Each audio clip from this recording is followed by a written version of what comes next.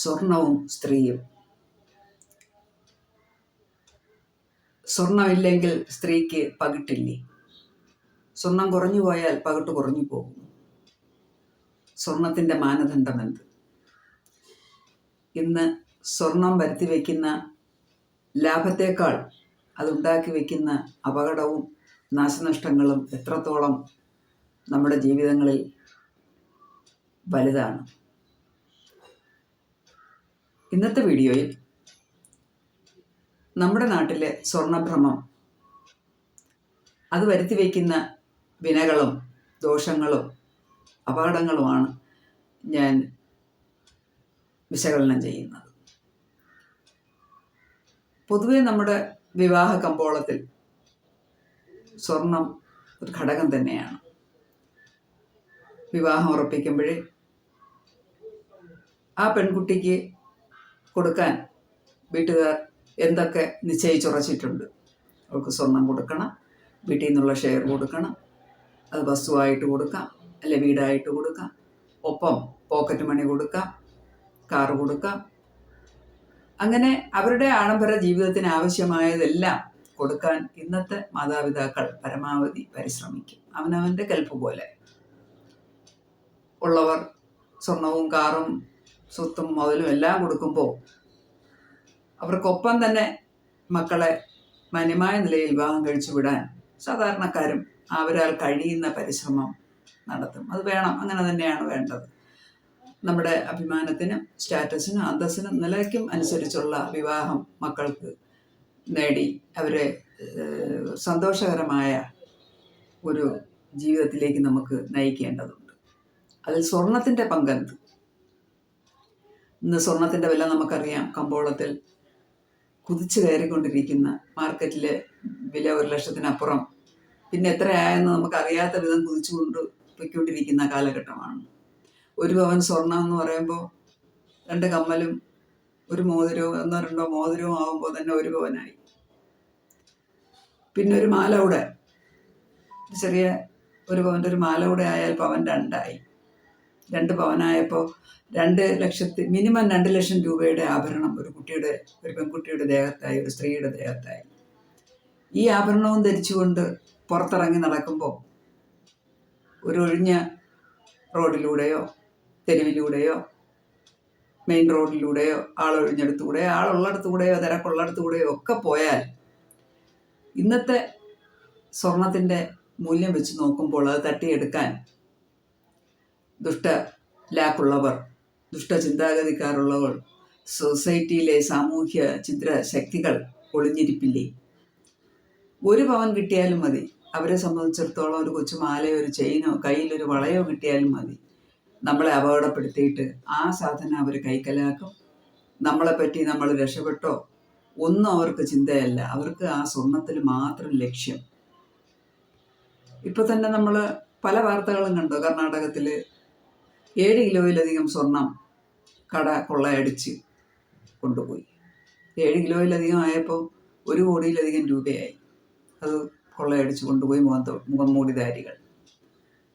നമ്മുടെ നാട്ടിലാണെങ്കിലും സ്ത്രീകളെ ഉപദ്രവിച്ച്, ആക്രമിച്ച്, അല്ലെങ്കിൽ കുടിവെള്ളം ചോദിച്ച് അടുത്തെത്തി ഉപദ്രവിച്ച്, ഒരു മിനുക്കായാലും മതി അത് ഊരി വാങ്ങി തട്ടിപ്പറിച്ചെടുത്ത് കൊണ്ടുപോയി ക്യാഷ് ആക്കാൻ അത്രയും ലാഘവത്തോടെ ലളിതമായ മാർഗത്തിൽ സ്വർണം പൈസ ആക്കി എടുക്കാമെന്നുള്ളതാണ് സ്വർണത്തിൻ്റെ ആകർഷണീയത. അത് നമ്മുടെ ഛിദ്രശക്തികൾ അത് ഉപയോഗപ്പെടുത്തുന്നുമുണ്ട്. കഴിഞ്ഞൊരു ദിവസം 70 പവൻ്റെ സ്വർണം ഇവിടെ അടുത്തെവിടുന്നോ മോഷണം പോയതായിട്ട് പറഞ്ഞു. ഇത്രയും സ്വർണം വീട്ടിൽ കരുതിയേക്കാമോ? അപ്പം അനധികൃതമായിട്ടല്ലേ അത് കരുതുന്നത്. സ്വർണമുണ്ടെങ്കിൽ അത് സൂക്ഷിക്കേണ്ട രീതിയിൽ ബാങ്കുകളിലോ ലോക്കറുകളിലോ കൊണ്ടുപോയി സൂക്ഷിക്കണ്ടേ? അപ്പം എന്തിനാണ് ഇത്രയും സ്വർണം നമ്മൾ സ്റ്റോക്ക് ചെയ്യുന്നത്? നമ്മുടെ പെൺകുട്ടികളെ വിവാഹം കഴിച്ചയക്കുമ്പോൾ അവർക്ക് കൊടുക്കാനാണ്. അവർക്കത് കരുതൽ ധനമായി സൂക്ഷിക്കാനാണ്. ഇത്രയും സ്വർണം തന്നെ ഉണ്ടെങ്കിൽ നമ്മുടെ വിവാഹ കമ്പോളത്തിൽ നമ്മുടെ വരന്മാർ, നമ്മുടെ പുരുഷന്മാർ, നമ്മുടെ ആൺകുട്ടികൾ ഈ പെൺകുട്ടികളെ സ്വീകരിക്കത്തുള്ളൂ. അവർക്കൊന്ന് തിരിഞ്ഞ് ചിന്തിച്ചൂടെ? ഒരു 10 പവൻ്റെ കാര്യം ആലോചിക്കൂ. നിങ്ങളുടെ ഭാര്യയെ 10 പവൻ ആഭരണങ്ങൾ ധരിച്ച് നിങ്ങൾ ഈ വഴിയെ കൊണ്ടുപോകുന്നല്ലേ, സ്കൂട്ടറിൽ ഇരുത്തി പോകുന്നല്ലേ, കാറിൽ പോയാൽ അത് പിന്തുടർന്ന് നിങ്ങളെ ആക്രമിച്ച്, നിങ്ങളെ ഉപദ്രവിച്ച്, ആ പെൺകുട്ടിയെ ഉപദ്രവിച്ച്, കാറും തല്ലി ഉടച്ച് ആ സ്വർണം കൈക്കലാക്കാൻ നമ്മുടെ നാട്ടിൽ ഇന്ന് ചിദ്രശക്തികളില്ലേ? നിങ്ങൾ കാണുന്നില്ലേ പുറത്ത് നടക്കുന്ന സംഭവവികാസങ്ങൾ? അപ്പോൾ എന്തുകൊണ്ട് സ്വർണത്തിലേക്ക് ഇത്രയും ഭ്രമം? ആ സ്വർണം ഒക്കെ, നിങ്ങൾക്ക് സ്വർണം വേണം, സ്വർണം വാങ്ങിച്ചോളൂ, സ്വർണം കൊണ്ട് ഇന്ന് ലോക്കറിൽ വെച്ചോളൂ, അവിടെ ഇരിക്കട്ടെ, ഭദ്രമായിട്ട് അവിടെ ഇരിക്കും. അവിടെ ഇരുന്നതിന് വില കൂടിക്കൊണ്ടേയിരിക്കും. ധരിച്ചുകൊണ്ട് നടക്കരുത്. ധരിക്കാൻ നമുക്ക് ആകർഷണീയമായ രീതിയിൽ നമുക്ക് കമ്മൽ വേണം, മാല വേണം, വള വേണം. അതൊക്കെ പെൺകുട്ടികളുടെ ആഗ്രഹമാണ്. അവർ അതുപോലെ അണിഞ്ഞൊരുങ്ങി നടക്കണമെന്നുള്ളത് ഭാര്യ അല്ലെങ്കിൽ മകൾ, സഹോദരി അണിഞ്ഞൊരുങ്ങി ഭംഗിയായിട്ട് നടക്കണമെന്നുള്ളത് നമ്മുടെയൊക്കെ ആവശ്യമാണ്, നമ്മുടെ ആത്മാഭിലാഷമാണ്, നമ്മുടെ അന്തസ്സാണത്. അല്ലാതെ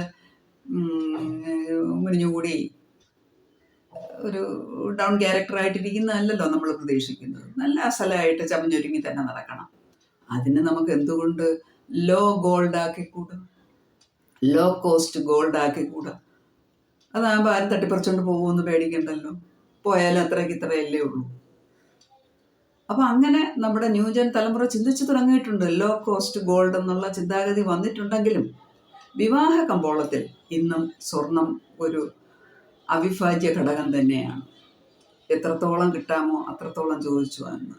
ഞാനൊന്ന് ചോദിച്ചോട്ടെ, നമുക്ക് സ്വർണമായിട്ട് മാത്രമേ കരുതാൻ പറ്റത്തുള്ളൂ? സ്വർണത്തിനുള്ള ഡിമാൻഡ് കൂടിയിട്ടല്ലേ അതിനിങ്ങനെ വിലയും കൂടി പോകുന്നത്? മറിച്ചൊന്ന് ചിന്തിക്കും, മറ്റെന്തെല്ലാം കാര്യങ്ങളായിട്ട് നമുക്ക് കുറച്ച് പുരയിടമായിട്ട് സൂക്ഷിച്ചൂടെ? പുരയിടം തന്നാൽ മതി, സ്വർണം വേണ്ട.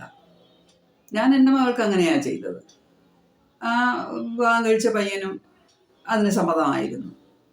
സ്വർണമായിട്ട് വേണ്ട, പുരയിടം കൊടുത്താൽ മതി. അപ്പം ഞാൻ അവൾക്ക് സ്വർണം വാങ്ങാനുള്ള പൈസയ്ക്ക് പിടിപ്പത് അല്ല, അതിനേക്കാൾ കൂടുതലായിട്ട് അവൾക്ക് ആ പുരയിടമാണ്, ആ വസ്തുവാണ് അവൾക്ക് എഴുതി കൊടുത്തത്. അതാകുമ്പോൾ ആരെയും പേടിക്കണ്ട. മതിലും കിട്ടി എവിടെ ഇട്ടിരുന്നാൽ അതിലില്ലെങ്കിലും അതവിടെ കിടന്നോളൂ. പക്ഷേ പുരയിടവും സ്വർണവും തമ്മിൽ വിലയ്ക്ക് വ്യത്യാസമുണ്ട്. പുരയിടം ഗ്രാജുവലായിട്ട് ഇപ്പോഴത്തെ ലെവലിൽ വില കുറഞ്ഞു വരികയാണ്, ഡിമാൻഡ് കുറഞ്ഞു വരികയാണ്. അതേസമയം സ്വർണമാണെങ്കിൽ അത് ലോക്കറിലിരുന്നാൽ വർഷങ്ങൾ കഴിയുന്തോറും അതിൻ്റെ വില ഇരട്ടി, 2 ഇരട്ടി, 4 ഇരട്ടി വീതമായിട്ട് പൊയ്ക്കൊണ്ടിരിക്കും. പക്ഷേ ഒരു സുപ്രഭാതത്തിൽ അത് ആരെങ്കിലും അടിച്ചുകൊണ്ട് പോയാൽ പിന്നെ ഒന്നുമില്ല.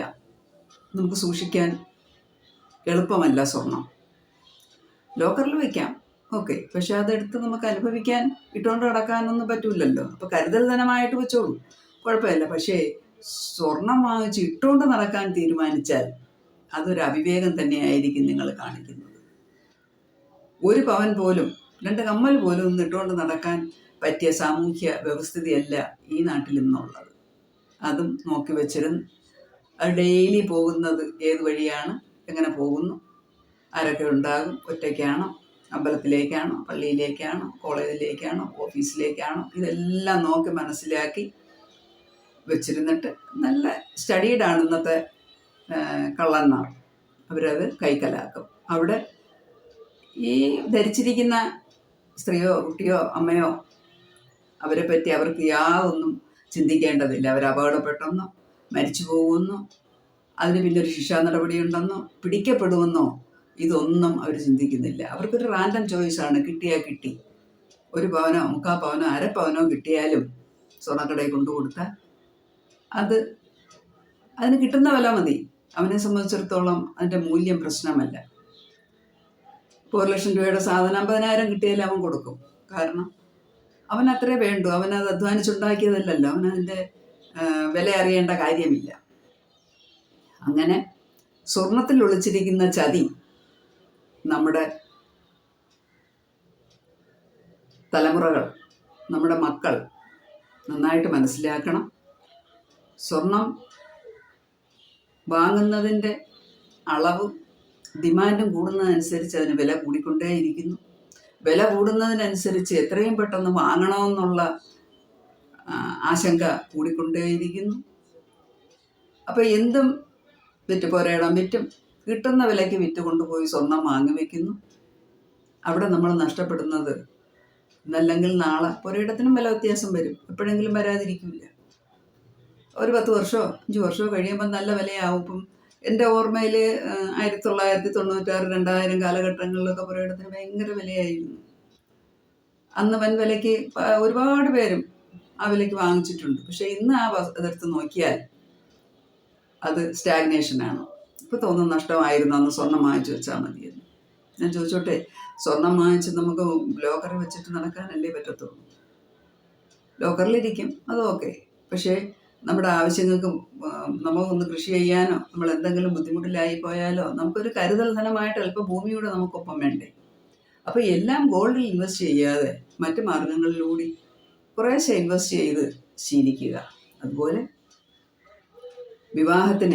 വിവാഹ കമ്പോളത്തിൽ സ്വർണം മാനദണ്ഡമാക്കാതിരിക്കുക. അത് നമ്മുടെ പെൺകുട്ടികളും ശീലിക്കുക. എനിക്ക് അത്രയും സ്വർണം വേണ്ട, പകരം എനിക്ക് വസ്തു തന്നാൽ മതി, അല്ലെങ്കിൽ മറ്റെന്തെങ്കിലും തന്നാൽ മതി, അല്ലെങ്കിൽ ക്യാഷായിട്ട് ബാങ്കിലിട്ട് തന്നാൽ മതി, FD ഇട്ടാൽ മതിയല്ലോ. സ്വർണം തന്നെ വേണമെന്ന് ശടിച്ചാൽ അതൊരു ആപത്ത് വിളിച്ചു വരുത്തലായിരിക്കും. അത് ഇട്ടുകൊണ്ട് നടക്കാൻ തീരുമാനിച്ചാൽ. ഇപ്പോൾ ഒരു പെൺകുട്ടി കമ്മൽ, മാല, വള, മോതിരം, 2 കൊലുസ്, അപ്പോൾ എത്ര പവനായി? മിനിമം 5 പവനായി. 5 പവനാകുമ്പോൾ ഡെയിലി 5 ലക്ഷം രൂപയും ധരിച്ചുകൊണ്ടാണ് ഒരു പെൺകുട്ടി പുറത്തിറങ്ങുന്നത്. അതൊരു വിവാഹിതയാകുമ്പോൾ കുറച്ചുകൂടി ധരിക്കാനുണ്ടാകും. 2-3 വളയൊക്കെ ഇട്ട്, നല്ല സ്റ്റാറ്റസ് ഒത്ത കൊലുസൊക്കെ ഇട്ട്, നല്ല മാലയും ഇട്ട്, അപ്പോൾ ഏകദേശം 10 പവൻ അവളുടെ ദേഹത്തുണ്ടാകും. തീർച്ചയായിട്ടും അടിച്ചു മടക്കി ഇടുന്ന ആളിന് നല്ലൊരു തുക കൈക്കലാക്കാൻ കഴിയും. യാതൊരു എഫേർട്ടും കൂടാതെ നല്ലൊരു തുകയും കൈക്കലാക്കി അവനെ ഏതെങ്കിലും നാട്ടിൽ പോയി രക്ഷപ്പെടും. നമ്മളോ, അടികൊണ്ടയാളോ ഇവിടെ ചികിത്സയും ആ ധനനഷ്ടവും, മാനനഷ്ടവും, ആരോഗ്യനഷ്ടവും ഒക്കെ ആയിട്ട് പരിണമിക്കും. അതുകൊണ്ട് നമ്മുടെ പെൺകുട്ടികളും നമ്മുടെ സമൂഹവും നമ്മുടെ സൊസൈറ്റിയും നമ്മുടെ വീട്ടുകാരും എല്ലാവരും ഒന്ന് തിരിഞ്ഞു ചിന്തിക്കേണ്ടതുണ്ട്. സ്വർണം സ്വർണം സ്വർണം എന്ന് പറഞ്ഞ് പടഞ്ഞ് മരിക്കാൻ നിൽക്കാതെ മറ്റു വിധത്തിലുകൂടി സമ്പാദ്യശീലങ്ങൾ ആക്കി വയ്ക്കുക. ആ സമ്പാദ്യം അതുപോലെ മക്കൾക്ക് കൈമാറുക. മക്കളെയും ആണിനെയും പെണ്ണിനെയും പറഞ്ഞ് ബോധ്യപ്പെടുത്തുക. പിന്നെ നമ്മൾ സ്വർണമായിട്ടാണ് കൊടുക്കുന്നതെങ്കിൽ ഈ സ്വർണം എത്രയും പെട്ടെന്ന് ക്രയവിക്രയം ചെയ്യാൻ സാധ്യതയുണ്ട്. അത് നമ്മുടെ കയ്യിൽ നിന്ന് നഷ്ടപ്പെടാൻ സാധ്യതയുണ്ട്. മറിച്ച് അല്പം പുരയിടമായിട്ടാണ് കൊടുക്കുന്നതെങ്കിൽ ആ പുരയിടം ക്രയവിക്രയം ചെയ്യാൻ അല്പം സമയമെടുക്കും. അതുകൊണ്ട് തന്നെ വളരെ പെട്ടെന്ന് ആ കുട്ടിക്ക് കൊടുത്തിരിക്കുന്ന ധനം ക്രയവിക്രയം ചെയ്ത് ദുരുപയോഗം ചെയ്യുകയോ ഒന്നും ചെയ്യാതെ അതവിടെ ഭദ്രമായി നിലനിൽക്കും. അടുത്ത തലമുറയ്ക്ക് കൈമാറാം. അപ്പോൾ ഇപ്പോഴത്തെ ജീവിതത്തിനോ അവരധ്വാനിച്ച് ജീവിക്കണം. 2 പേരും ആരോഗ്യ ദൃഢഗാത്രരായ 2 പേരെയല്ലേ നമ്മൾ വിവാഹം കഴിച്ചു വിടുന്നത്. അവർ ഇപ്പോഴത്തെ അവരുടെ ജോലിയിലോ സ്ഥിര വരുമാനം കണ്ടെത്തി അവർ ജീവിച്ചോളണം. നമ്മൾ കൊടുക്കുന്ന അസറ്റുകൾ സൂക്ഷിച്ചു വയ്ക്കുക. അത് സ്വർണമായി തന്നെ വേണം എന്ന് ശടിക്കാതെ മറ്റു രീതിയിലും വാങ്ങിവെച്ചാൽ ഇന്നത്തെ ഈ സ്വർണത്തിൻ്റെ ഭ്രമം ഒന്ന് കുറഞ്ഞാൽ തസ്കരന്മാരുടെ ശല്യവും കുറച്ചൊന്ന് കുറഞ്ഞിരിക്കും. നമ്മൾ അപകടത്തിൽപ്പെടാതെയും നോക്കാം. കൊള്ളയും കൊലയും ഒരളവ് വരെ കുറയുകയും ചെയ്യും. ഇതാണ് ഇന്നത്തെ വീഡിയോയിൽ എനിക്ക് പറയാനുള്ളത്. ഇതിനോട് നിങ്ങൾ യോജിക്കുന്നുണ്ടോ? ഞാൻ ഈ പറഞ്ഞ ഫാക്റ്റ് നിങ്ങൾക്ക് ആർക്കെങ്കിലും തോന്നിയിട്ടുണ്ടോ? ഇതിൽ വാസ്തവമുണ്ടോ? നിങ്ങളുടെ അനുഭവം എന്താണ്? അനുഭവസ്ഥർ കമൻറ്റുകൾ വഴി നിങ്ങളുടെ അനുഭവങ്ങൾ, നിങ്ങളുടെ അഭിപ്രായങ്ങൾ, നിർദ്ദേശങ്ങൾ രേഖപ്പെടുത്തുമെന്ന് പ്രതീക്ഷിക്കുന്നു. മറ്റൊരു വീഡിയോയുമായി വീണ്ടും കാണാം.